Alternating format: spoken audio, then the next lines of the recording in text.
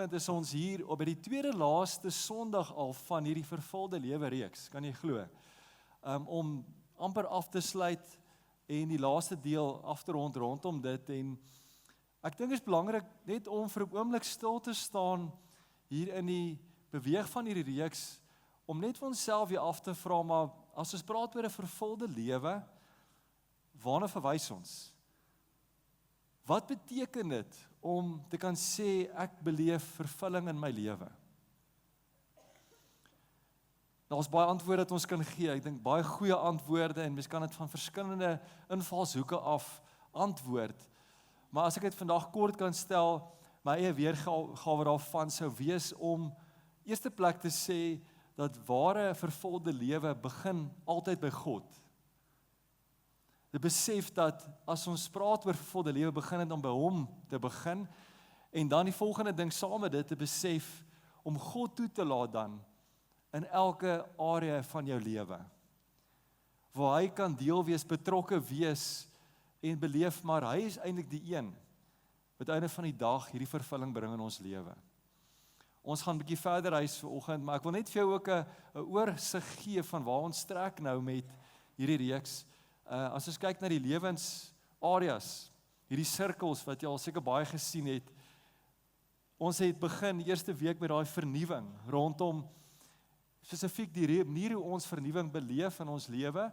Een van die groot geloofsgewoontes is die skrif, die Bybel te kan vat en te kan beleef hoe ons deur die geskrifte kan vernuwing beleef in ons gedagtewêreld, in ons verstaan van God en van ons lewens hier op aarde. Deelik die gebed, wat so 'n belangrike deel is van ons kommunikasie met God, en hy het met ons kom praat in ons lewe. Dan laasweek, wat gaan dit oor rus? Hoe rus so belangrik is as deel van ons vervulling in ons lewe, waar ons is, en om te besef ook, daar's 'n baie doelbewuste rede hoekom ons vandag met rus, laasweek rus gehad het, om vanuit daai rus, wat die Here vir ons gee, dan na werk toe kan beweeg. En ek wil dit spesifiek ook genoem van, eers rus, dan werk. So vanuit daai rus uit, beweeg ons vandag na die vierde sirkel, die werksirkel toe. Maar ek dink as ons vanoggend oor hierdie gehoor moes kyk en vra rondom werksituasies, ek dink is die 4 hoofkategorieë hierso. Dit is mense hier wat dalk nog nie werk nie, jong mense wat dalk studeer, wat dalk nog op skool is, wat nog nie op daai plek is nie. Dan is die mense wat werk, mense wat op een of ander manier, het sy deeltyds of voltyds 'n werk doen, vir een of ander aard. Dan het ons mense hier wat dalk werkloos is, mense wat die Here vertrou dalk vir werk tans in lewe. En dan is daar die 4de kategorie, die bevoorregte pensionarisse, wat klaar gewerk het, wat op 'n plek is waar hulle kan aftree en dalk ander goeders doen, buite in die formele werk.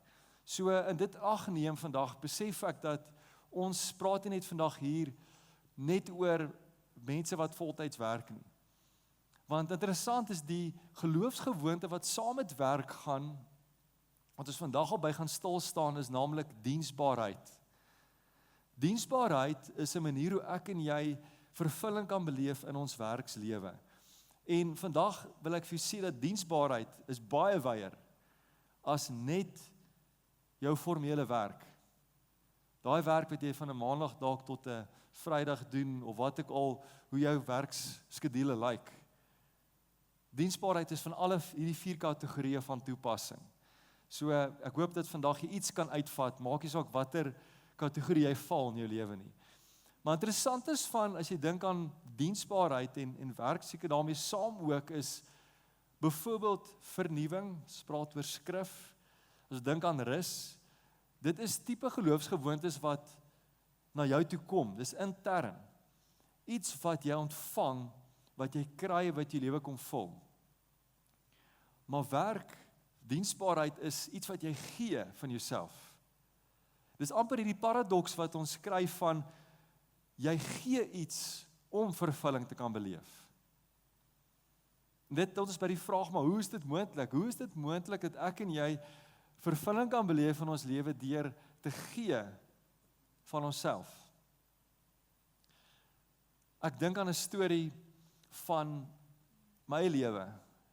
Ek het groot geword, letterlik onder die kerkbanke.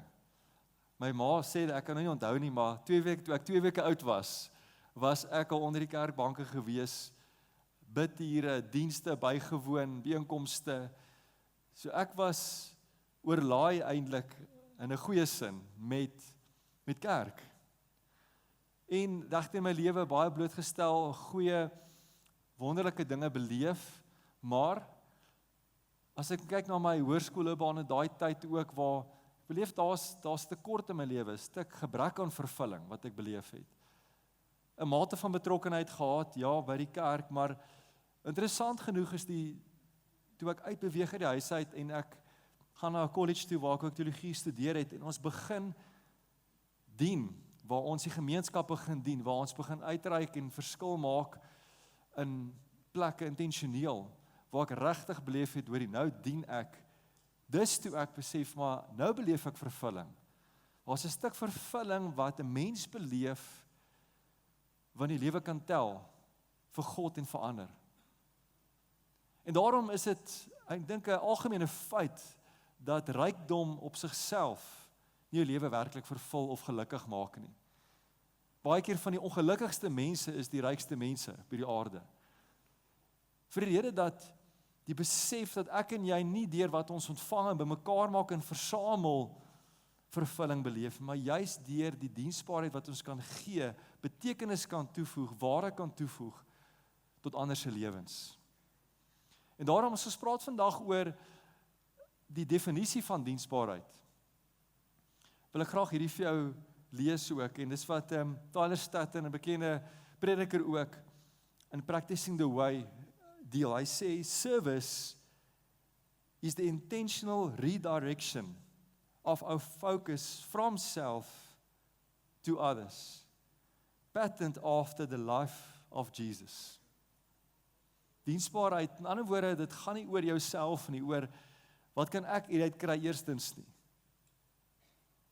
Maar hoe kan ek my fokus draai na ander toe en ander se seën en voordeel wees in my lewe? Want dit is die patroon wat Jesus ook gevolg het in sy lewe, wat ons ook volgende nader gaan kyk. En die ironie daarvan is dat juis wanneer jy fokus van jouself afskuif, hoe dit binne van die dag vervulling tog vir jou terugbring, op 'n of ander manier. So, ons gaan volgende bietjie rondom dit reis en kyk na dit, en interessant genoeg, 2000 jaar terug, sien ons 'n situasie wat afspeel van 'n ma van 2 van die disippels van Jesus. Naamlik die disipel van Johannes, Jakobus, hierdie 2 se ma, gaan na Jesus toe. En sy wil 'n goeie woordjie insit vir haar 2 seuns. So dit is 'n goeie ma. En sy basies sê vir Jesus, hoorie, ja, dis so wonderlik dat my 2 seuns eintlik saam met jou hierdie pad kan stap, maar ek wil jou gunsie vra. Kan my 2 seuns eendag langs jou sit op die troon? As jy op die troon sit op die linker regterkant, kan hulle daar saam met jou sit en hierdie spesiale posisie kan kry. Laat my so 'n bietjie dink aan hierdie onregverdige voordeel wat iemand kry, amper 'n onder die tafel situasie. Laat my so 'n bietjie dink aan sekere tenderprosesse in ons land ook, waar ons beleef hierdie goed, maar onregverdigheid. En wat gebeur? Die disippels, ander 10 disippels sien dit raak. Hulle hoor en hulle sien, maar wat gaan nie aan? Daar is 'n jaloesie en 'n woede in hulle hart teenoor wat hier gebeur. Hoe is dit reg dat hierdie 2 disippels voorgetrek word bo ons? Maar dan kom ons kyk na Jesus se antwoord en kom ons lees saam in Matteus 20. Wat was Jesus se reaksie op al hierdie dinge wat hier afspeel? Hy sê die volgende daar in Matteus 28, 20 vers 25, gaan ons saam lees. Jesus roep hulle toe bymekaar en sê, julle weet in hierdie wêreld, tiraniseer die maghebbers die nasies, en die magtiges domineer hulle.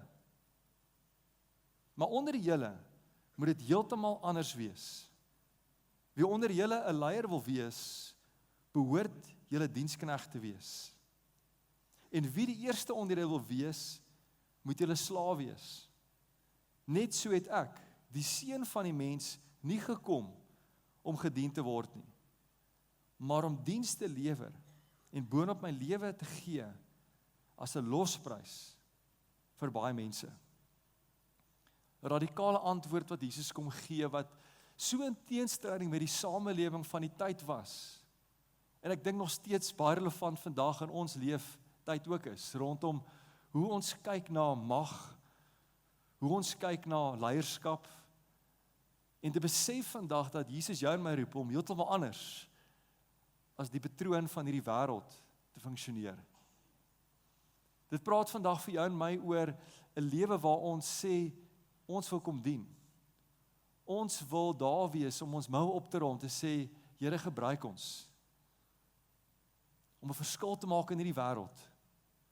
Om werklik diensbaar vir God te kan wees, tot seën van mense.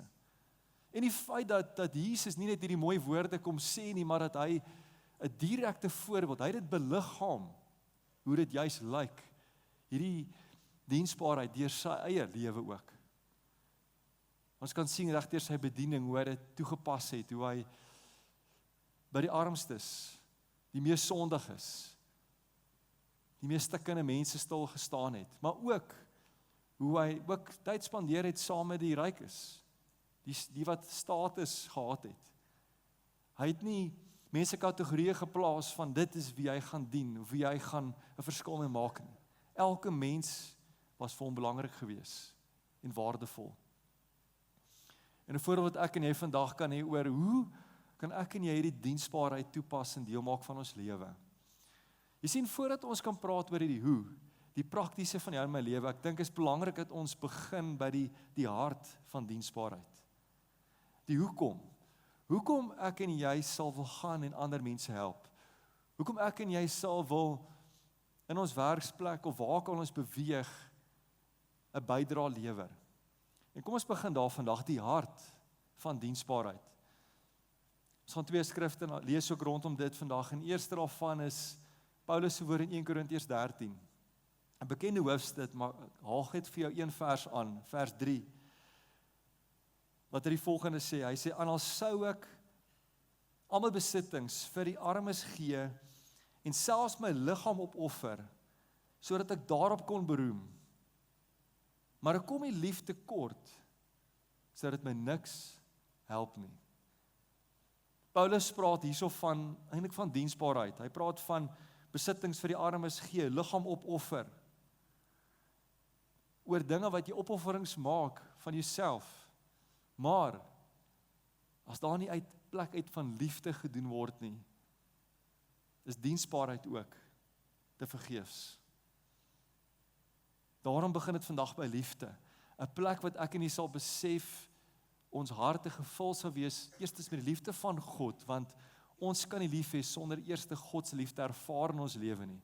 Ons het lief, omdat hy ons eerste lief gehad het.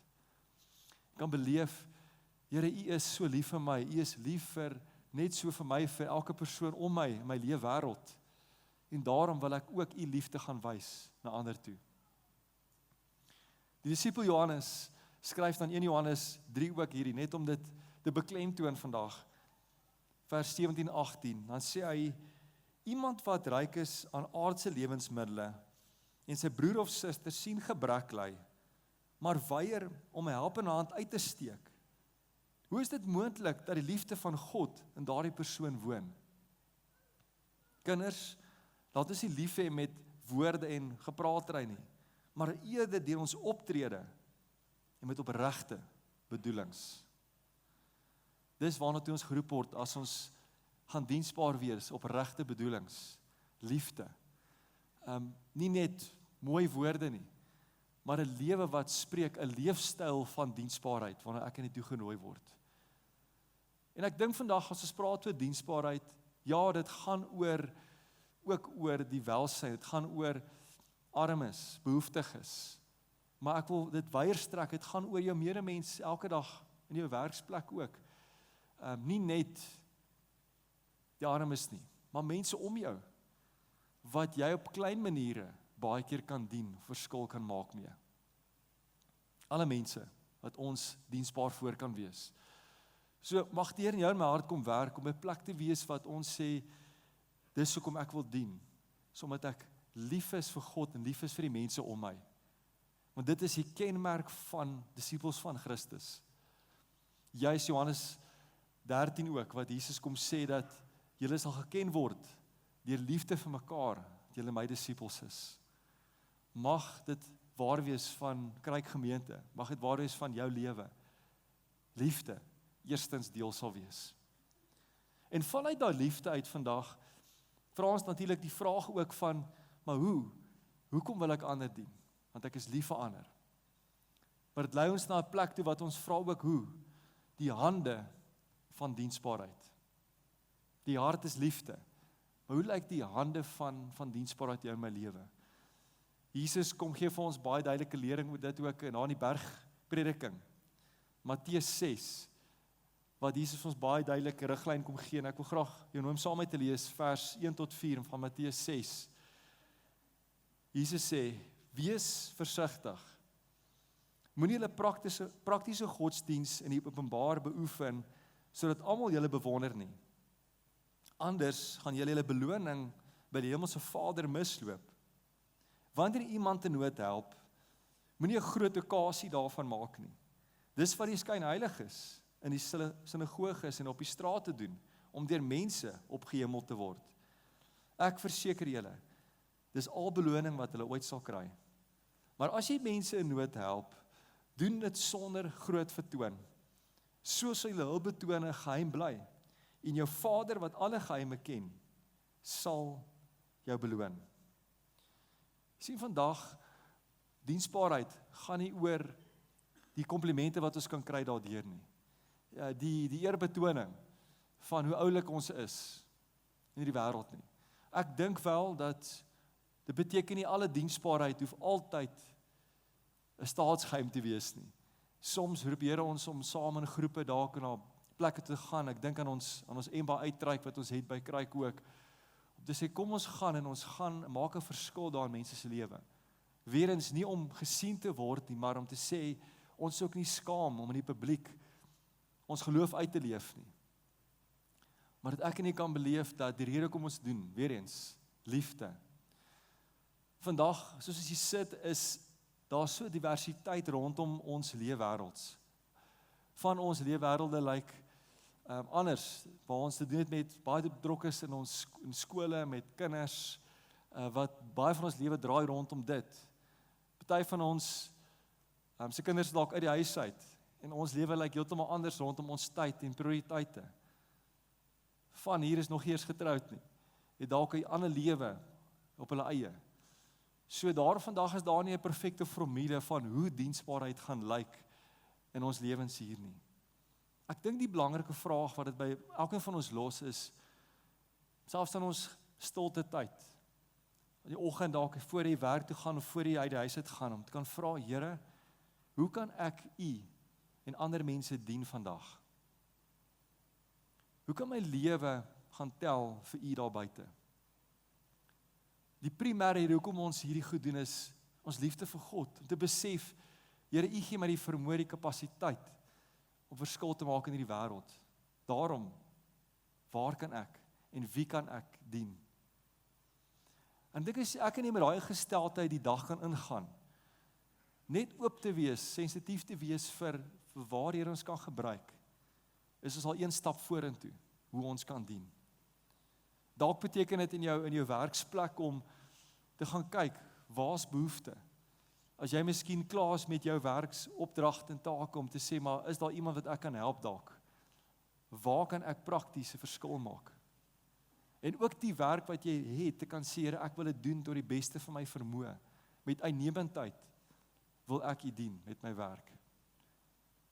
Praktiese maniere, hoe ek en jy kan 'n verskil maak in hierdie wêreld. En soms kom hierdie diensbaarheid geleenthede beplant, maar met ander kere kom dit onverwags. Partykeer moet ons ook gereed wees vir daai onverwagse geleenthede, om te stop met alles. En ek dink aan 'n geleentheid waar Jesus praat van 'n bekende verhaal, wat jy al gehoor het seker, die storie van die barmhartige Samaritaan. Hierdie man wat beroof was, aangeraand was, en ironies genoeg dat die priester en die leviet, die kerklik is, in daai konteks, het verbygestap. Nee, ons het nie tyd om nou te dien nie. Ons het dinge om te gaan doen. Maar die Samaritaan kom en hy staan stil. Onverwags, dit was nie deel van sy beplanning gewees nie. En so het ek en jy soms nodig om baie keer geïnterrupt te word, soos Engels sal sê.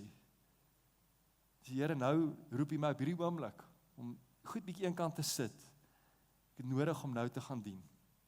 Mag ek en jy beskikbaar wees, gereed wees, wakker wees vir daardie diensbare geleenthede. Want ek glo die Here ons na toe roep in ons lewe.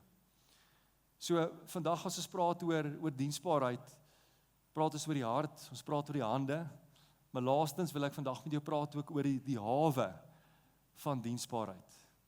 As jy dink aan 'n hawe is die eindbestemming waar die skip heen gaan, waar die skip stop. En ek dink aan 'n bekende boek ook, 7 Habits of Highly Effective People van Stephen Covey, waar hy sê, begin with the end in mind. In ander woorde, as jy iets begin, 'n projek begin, kry al reeds 'n eindprentjie van hoe jy graag wil hê dit moet lyk. In ander woorde, as jy begin, het jy al reeds idee van waar jy op eindig. En so ook met diensbaarheid.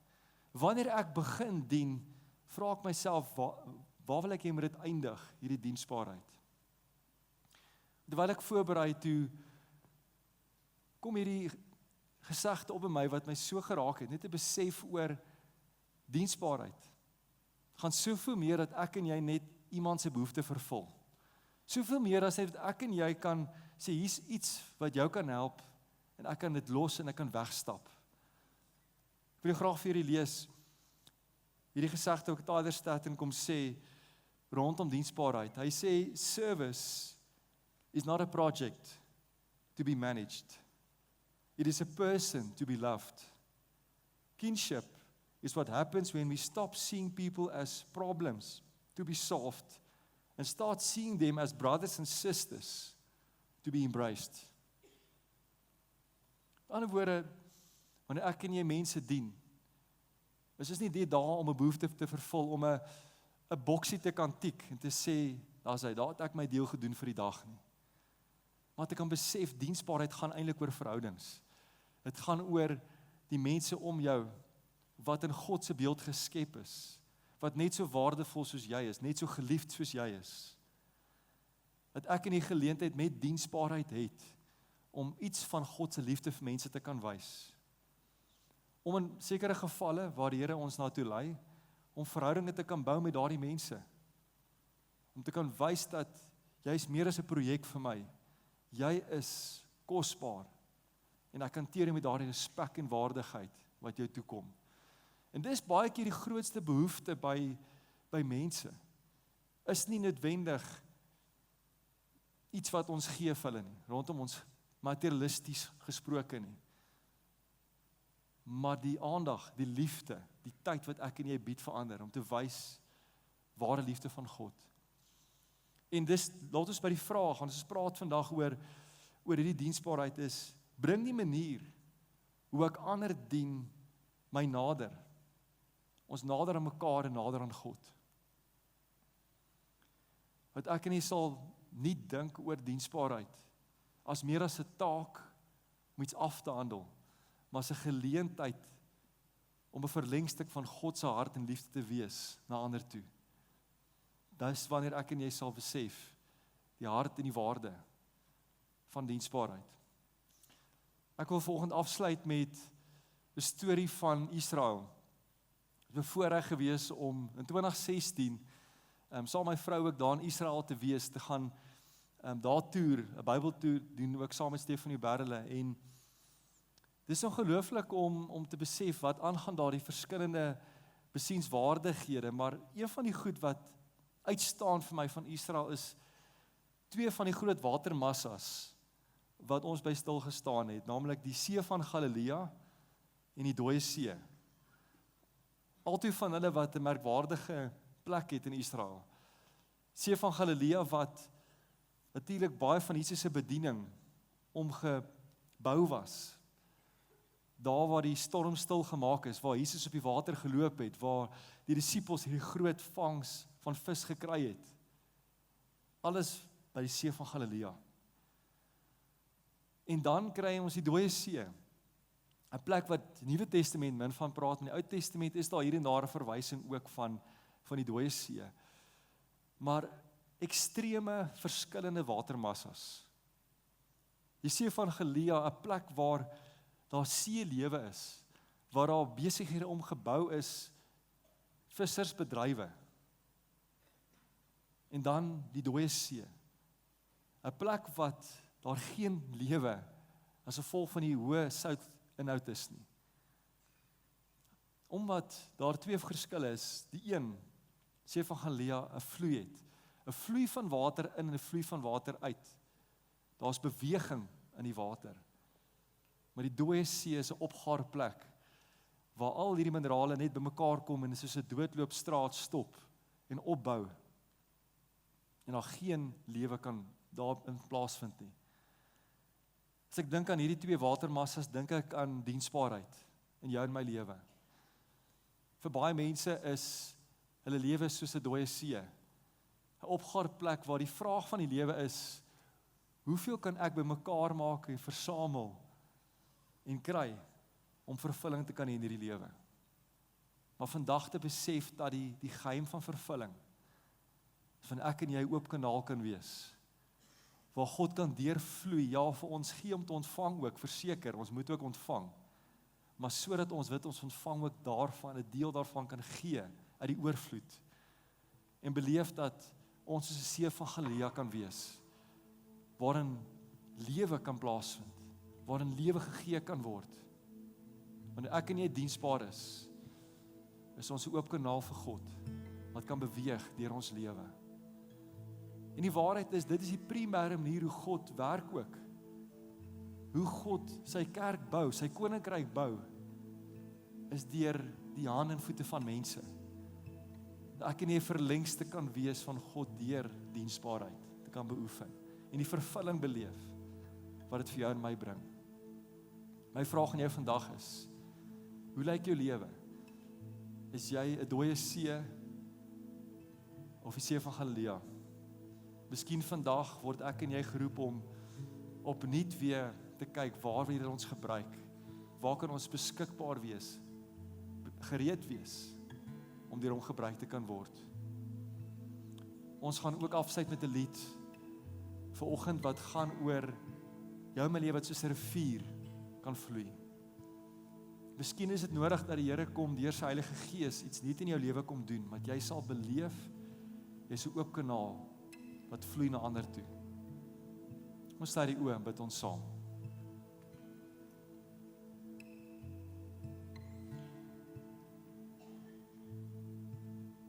Here Jesus, dankie vir u voorbeeld van diensbaarheid. Dat ons vandag hier kan wees saam, maar meer as 2000 jaar, omdat u diensbaar was. Omdat u gekom het om te dien het en die lewe te gee as 'n losprys vir ander. Dankie vir u gee van uself vir ons. Vandag besef ons ook, u nooi ons, Here, tot 'n voorbeeld van u, om in die voetstappe te volg, om ons fokus te draai van onsself na ander toe en u patroon van lewe te kan aanneem. 'n Lewe wat spreek van diensbaarheid. Vandag kom bid ek, Here, vir elke van ons, Here, waar daar miskien blokkasies in ons lewe is om soos 'n rivier te kan wees. Mag jy vir ons wys hoe ons daardie blokkasies kan uit die weg uitruim, om oop kanaal te kan wees, Here. Om onsself te vra, hoe kan ons deur ons diensbaarheid ander bring na u toe, nader bring aan 'n verhouding met u. Dankie vir die voorreg en die vervulling wat diensbaarheid bring, Here. Lei ons in ons eie unieke leefwêreld, hoe ons dit kan uitleef dag tot dag. Ons bid dit in Jesus naam alleen. Amen. Amen. As jy saam met hierdie uitnodiging ja kom sê, om te sê ek wil graag diensbaar wees, ek wil graag in Jesus se voetstappe loop, lekker nooi om saam met te staan en dan gaan ons hierdie lied ook saam sing. Dankie.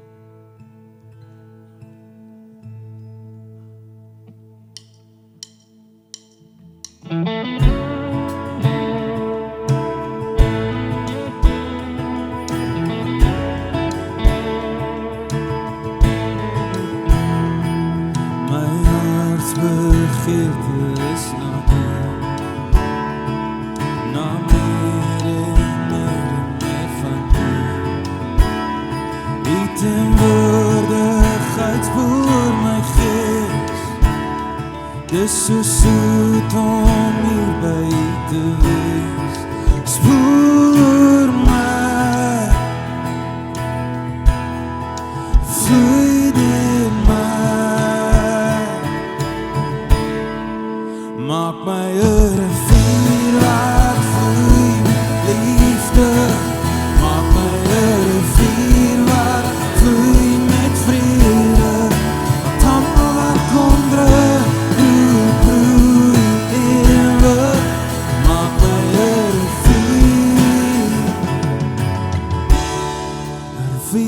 Van liefde,